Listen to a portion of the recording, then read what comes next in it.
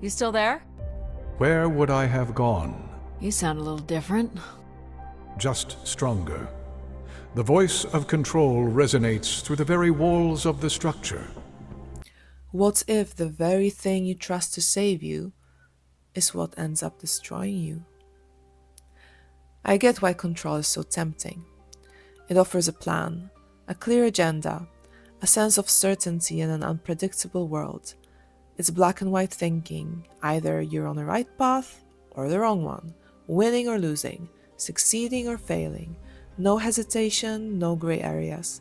But the more rigid you become, the more polarized everything gets. You stop questioning, stop adapting, you just follow the path, no matter where it leads. And isn't that exactly what we're seeing in today's world? The deeper we entrench ourselves in a single way of thinking, the harder it becomes to break free. That's why Return to Grace hit me harder than I expected. On the surface, it's a sci-fi game about restoring an ancient AI god, but beneath that, it's about what happens when we cling to certainty at all costs and the price we pay for refusing to let go. The game forces you to make a choice.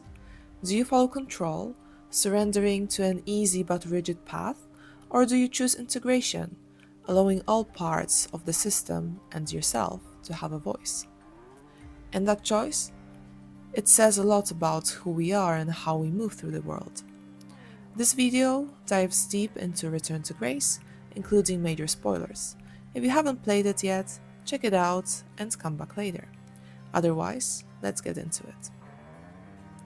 For those who haven't played Return to Grace, here's the quick version.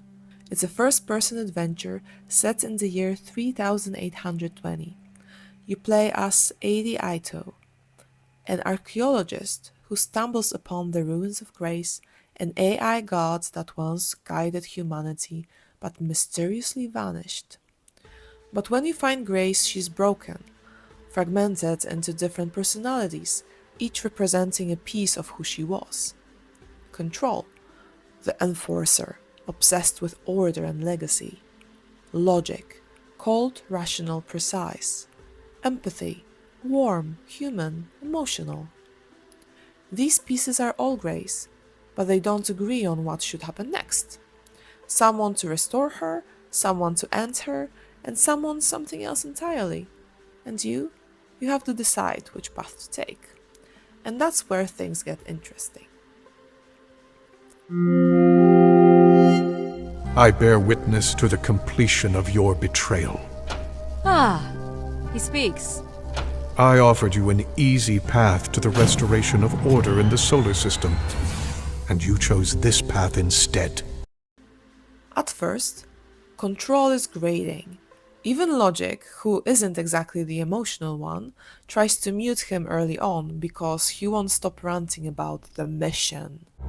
From Sol's fiery core to the icy Kuiper expanse, all must know.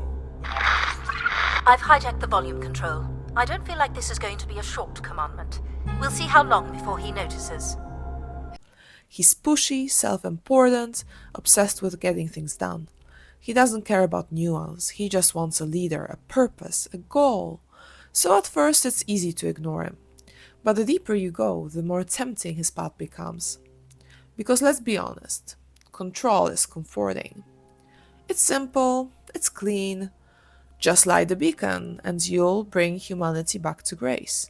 Just follow the mission and you won't have to wrestle with the hard questions. Just listen to one voice and everything will be decided for you. And part of me gets it. When life is overwhelming, when emotions are too big, when everything feels uncertain, wouldn't it be easier to just let someone or something take over? But here's the thing. When you follow control, you don't gain power. You lose it. By your hand, we will usher in an age of order and prosperity. Isn't the beacon meant to call people to the true grace? Who are you to say what grace should be? Humans need someone to follow. Should they not be led with a strong, unwavering hand? Following control leads to one of two outcomes. First one is distraction. Control goes rogue, he doesn't need you anymore, he becomes a tyrant, running the show on his own, a cult leader in AI form. The second one is servitude. You survive, but not as yourself. You become a keeper trapped in the system, his doctrine, his mission. And the most disturbing part? Control doesn't even know why he's doing this. He just wants.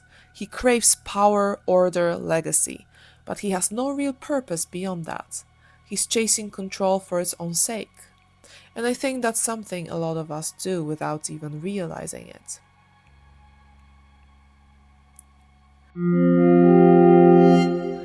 We don't just seek control in games. We do it every day, in our work, in our relationships, in the way we talk to ourselves. We plan everything to avoid failure. We suppress emotions because they feel inconvenient.